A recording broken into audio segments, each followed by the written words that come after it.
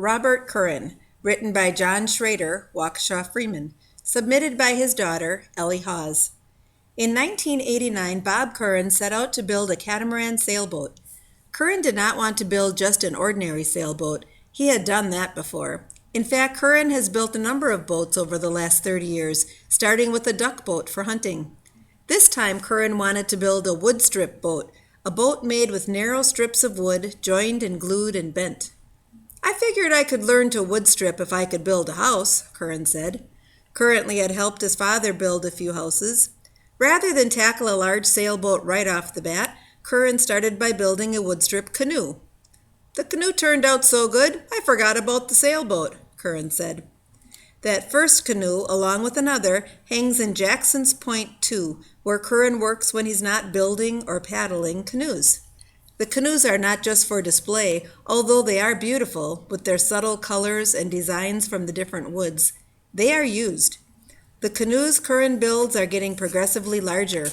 There's a 16-footer, a 17-footer, an 18-footer, and under construction, a 19-footer and some inches. That should be a 20-footer, but more about that later. The boats are made of strips of cedar and redwood. The gunwales and decks are ash and oak, depending on how Curran wants the boat to look. Curran also makes his own paddles. They are also of ash. "It takes about 200 hours to build a canoe," Curran said. "The wood is not cheap. The almost 20-footer under construction in Curran's garage already has about $1,000 worth of material in it."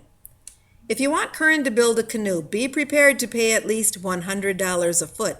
That boat is an E.M. White guide boat. Curran's canoes have wonderful names given by the person who originated the design. Redbird and Peterborough were his first two. The almost 20-foot white guide boat is not 20 feet for a simple reason.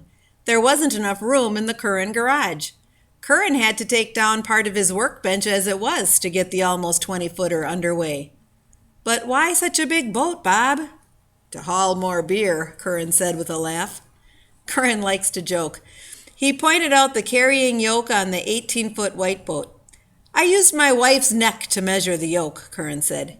"You should see that old lady go through the woods carrying that boat."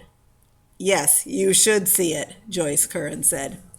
The fact is, no one has seen it, and no one will. The two share in the building of canoes and in the carrying of them. The big, almost 20-footer will be used for the overnight canoe trips the Currans take on the Wisconsin River.